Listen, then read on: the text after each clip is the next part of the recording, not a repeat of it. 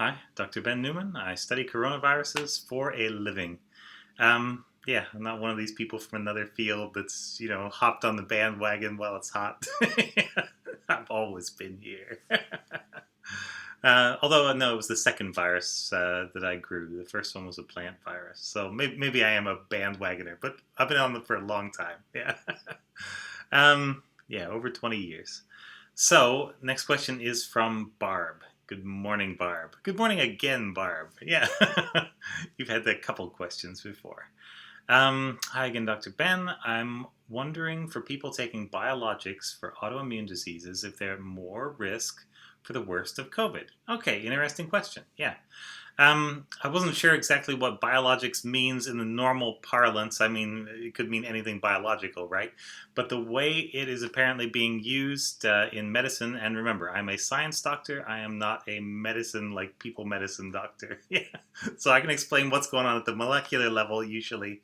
But yeah, physiology is just, yeah, whatever. That's something for other people to deal with.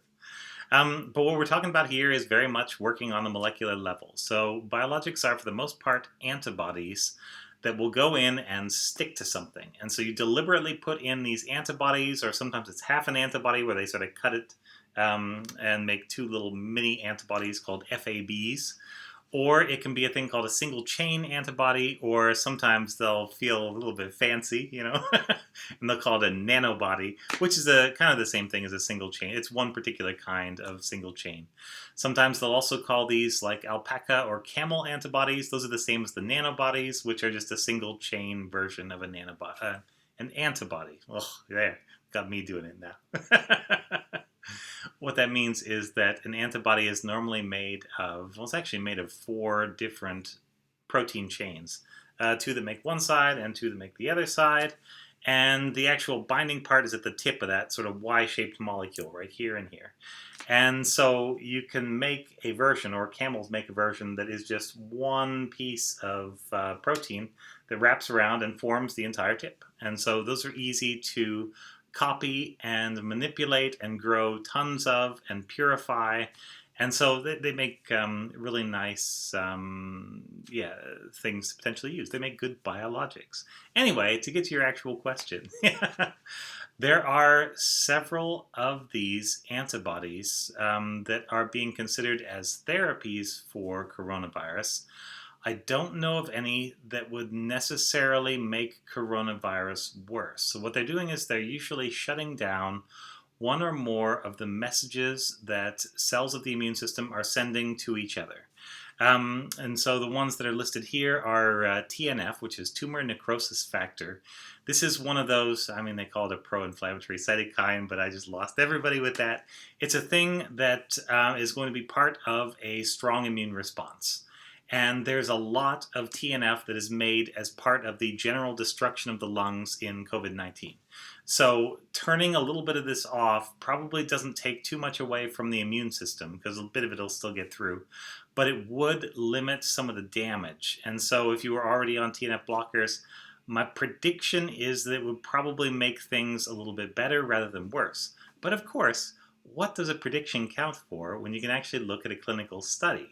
So a clinical study would be actually testing out these predictions. I have not yet seen a clinical study for TNF inhibitors. I know at one point they were giving interleukin 6 blockers, again an antibody that does this.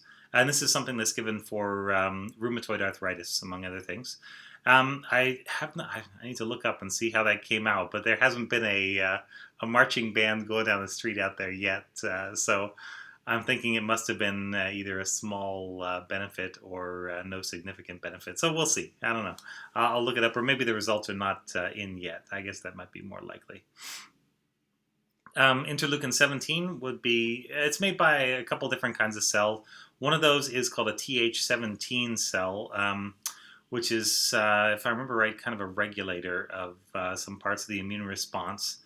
And so potentially knocking that down, that could possibly make things worse. But again, it is hard to predict because everything in the immune system is very contextual. seems as though the same signal can mean different things depending on what cell is receiving it and what is the state of that cell. What other signals is it also receiving at the same time? That can kind of set up the cell to respond in different ways to even different amounts of the same signal. So it's a pretty complicated process, and that's why it's really important with anything like a biological to actually make sure that that you've got a good clinical trial.